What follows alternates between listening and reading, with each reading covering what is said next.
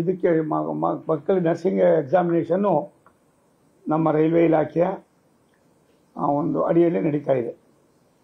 ಸುಮಾರು 35-40 ವರ್ಷದಿಂದ ಇದ್ದಂಥ ಕೆಲವು ನಿಬಂಧನೆಗಳು ಈ ಬಾರಿ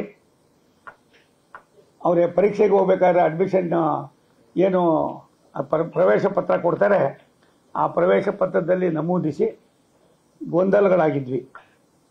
ನಾನು ನಿನ್ನೆ ಸಾಯಂಕಾಲ ಬೆಂಗಳೂರಿನಿಂದ ದೆಹಲಿಗೆ ಬರಬೇಕಾದ್ರೆ ಮಂಗಳೂರಿನ ಭರತ್ ಶೆಟ್ಟರು MLA ಅವರು, ನಮ್ಮ ಮಂಗಳೂರಿನ ಲೋಕಸಭಾ ಸದಸ್ಯರಾದ ಬ್ರಿಜೇಶ್ ಚೌತ್ ಅವರು, ಶ್ರೀನಿವಾಸ್ ಪೂಜಾರು, ಅನೇಕ ಸ್ನೇಹಿತರು ಮತ್ತು ಬ್ರಾಹ್ಮಣ ಸಭಾ ಮಹಾಸಭಾದ ಮತ್ತು ಎಲ್ಲ ನಮ್ಮ ಸಂಘ ಸಂಸ್ಥೆಗಳು ನನ್ನನ್ನು ಕೇಳಿದ್ರು. ನನಗೆ ಅದೇನು ಅಂತ ಮಾಹಿತಿ ಇರಲಿಲ್ಲ. ಆಮೇಲೆ ಡೆಲ್ಲಿಗೆ ಬಂದ ಮೇಲೆ ಅಧಿಕಾರಿಗಳು ಕರೆದು ಬೆಳಿಗ್ಗೆ 10 ಗಂಟೆಯಿಂದ ಸುಮಾರು 3 ಗಂಟೆವರೆಗೂ ಕೂಡ ಮಾತನಾಡಿ, ಇವತ್ತು 10 ಗಂಟೆಗೆ ಶುರುವಾಗಿತ್ತು ನಮ್ಮದು ರಿವ್ಯೂ ಇತ್ತು. ಇವತ್ತು ಆ್ಯಕ್ಚುಲಿ ಒಂದು ಒಳ್ಳೆಯದಾಗಿತ್ತು. ಇವತ್ತು ಎಲ್ಲ ಅಧಿಕಾರಿಗಳು ಜೊತೆಯಲ್ಲೇ ಇದ್ದರು.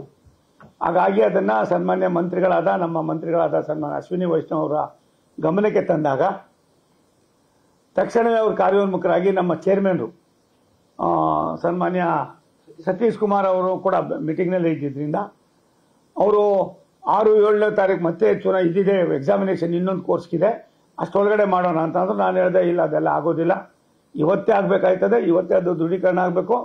ಯಾವುದೇ ಕಾರಣಕ್ಕೆ ಈ ಥರದ್ದು ಗೊಂದಲ ಸೃಷ್ಟಿ ಮಾಡಿ ಮಕ್ಕಳಿಗೆ ತಲೆ ಬಿಸಿ ಆಗಿರೋದನ್ನ ತಪ್ಪಿಸಲೇಬೇಕು ಅಂದಾಗ ಇಡೀ ದೇಶಾದ್ಯಂತ ಸುಮಾರು 35-40 ವರ್ಷದ ಆ ಸುತ್ತೋಲೆ ಇವತ್ತು ವಾಪಸ್ ತೆಗೆದುಕೊಂಡಿದ್ವಿ. ಅದನ್ನ ಈಗಾಗಲೇ ನಮ್ಮ CRB ಚೇರ್ಮನ್ರು, ಸಂಬಂಧಪಟ್ಟಂಥ ಇಲಾಖೆಯ ಮುಖ್ಯಸ್ಥರಾದ ನಾವು ಅನ್ಫಾರ್ಚುನೇಟ್ಲಿ ಇವತ್ತು ರಾಜಗೋಪಾಲ್ ಅಂತ ಅಂದ್ಬಿಟ್ಟು ನಮ್ಮ ಬೆಂಗಳೂರಿನಲ್ಲೇ ಇದ್ದರು, ಕನ್ನಡದವರು, ತಮಿಳುನಾಡಿನ ಕೇಡರ್ನವರು. ಅವರು ಇವತ್ತು ಅದನ್ನೆಲ್ಲ ಇದು ಮಾಡಿ ಇವಾಗಲೇ ಆದೇಶ ಮಾಡ್ತಾ ಇದ್ದಾರೆ.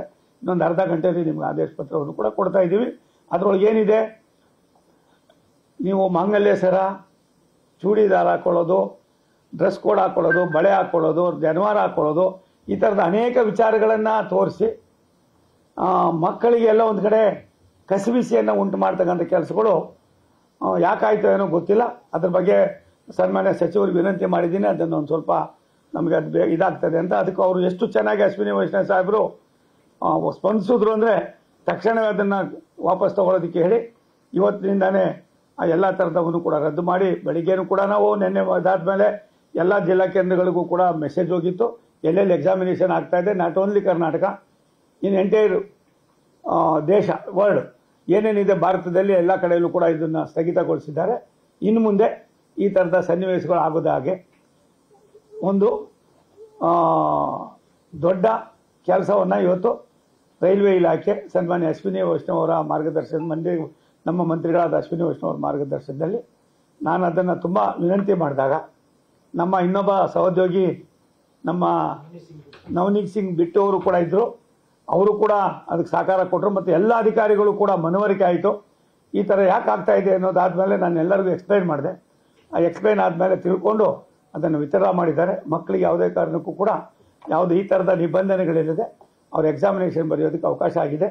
ಇದಕ್ಕೆ ನಾನು ನಮ್ಮ ಮಂತ್ರಿಗಳಾದ ಸನ್ಮಾನ್ಯ ಅಶ್ವಿನಿ ವೈಷ್ಣವ್ ಅವರಿಗೆ ಮತ್ತು ಅದಕ್ಕೆ ಸಹಕಾರದಂಥ ಅಧಿಕಾರಿಗಳು ಕೂಡ ಧನ್ಯವಾದಗಳು ಸಮರ್ಪಣೆ ಮಾಡ್ತೀನಿ. ಈ ರೀತಿಯಾದ ಗೊಂದಲಗಳನ್ನು ಮಾಡಿ ಭವಿಷ್ಯದ ಭಾರತದ ರಾಷ್ಟ್ರದ ಪ್ರಧಾನಮಂತ್ರಿ ನರೇಂದ್ರ ಮೋದಿಯವರ ದೂರದೃಷ್ಟಿಗೆ ಒಂದು ಸಣ್ಣ ಅಪಚಾರವೂ ಕೂಡ ಆಗಬಾರ್ದು ಅಂತ ನಮ್ಮ ಮಂತ್ರಿಗಳು ಇದನ್ನು ನಮಗೆ ಸಹಕಾರ ಕೊಟ್ಟಿದ್ದಾರೆ. ನಾನು ರೈಲ್ವೆ ಸಹಾಯಕ ಮಂತ್ರಿಯಾಗಿ ಅವರಿಗೆ ಅಭಿನಂದನೆ ಸಲ್ಲಿಸ್ತೀನಿ. ಕರ್ನಾಟಕ ಅಲ್ಲ, ಇಡೀ ರಾಷ್ಟ್ರದಲ್ಲಿ ಈ ಥರದ ಒಂದು ಏನಿತ್ತು ರೂಲ್ಸು ಇದನ್ನು ತೆಗೆದುಹಾಕಿತ್ತು. ಸೊ ಅದನ್ನು ಧರಿಸಿ ಹೋಗ್ಬೋದು ಅನ್ನೋದು ಕ್ಲಾರಿಟಿ. ಅದಕ್ಕೋಸ್ಕರವಾಗಿ ಅಭ್ಯರ್ಥಿಗಳು ಯಾರಿದ್ದಾರೆ ನಿಯಮಾನುಸಾರ ಪರೀಕ್ಷೆ ಬರೀತಕ್ಕಂಥದಕ್ಕೆ ನಾನು ವಿನಂತಿ ಮಾಡ್ತೀನಿ. ಈ ಗೊಂದಲ ಎಲ್ಲ ನಿವಾರಣೆ ಆಗಿದೆ, ಆ ಥರದ್ದು ಯಾವುದೂ ಗೊಂದಲ ಇಲ್ಲ. ಆದರೆ ಕೆಲವು ನೀವು ಮತ್ತೊಂದು ಕಠಿಣವಾದ ಪರೀಕ್ಷಾ ವ್ಯವಸ್ಥೆಯಲ್ಲಿ ಏನಿದೆಯೋ ಅದನ್ನು ಅಳವಡಿಸ್ತಾರೆ. ಈ ನಿಬ್ಬದಿ ಯಾವ ಇದೇನಂತ ಕಟ್ಟುಪಾಡುಗಳಿದ್ದೋ ಈ ಕಟ್ಟುಪಾಡುಗಳನ್ನೆಲ್ಲವನ್ನು ಕೂಡ ಸುಮಾರು ವರ್ಷದ ಕಟ್ಟುಪಾಡುಗಳನ್ನು ವಾಪಸ್ ಪಡ್ಕೊಂಡಿದ್ದೀವಿ. ಸಾಕಲ್ಲ? ಒಂದು ವಿವಾದ ಕಾರಣ ಅನ್ನೋದಕ್ಕಿಂತ ಹೆಚ್ಚಾಗಿ ನಮಗೂ ಕೂಡ ಬೆಳಕು ಚೆಲ್ಲಿದ್ರು. ಆದ್ದರಿಂದ ಯಾರಿಗಾರು ಮುಜುಗರ ಆಗಿದ್ರೆ, ತೊಂದರೆ ಆಗಿದ್ರೆ, ನೋವಾಗಿದ್ರೆ ನಾನು ಇಲಾಖೆಯ ಒಬ್ಬ ಸಹಾಯಕ ಮಂತ್ರಿಯಾಗಿ ಕ್ಷಮೆ ಕೋರ್ತೀನಿ.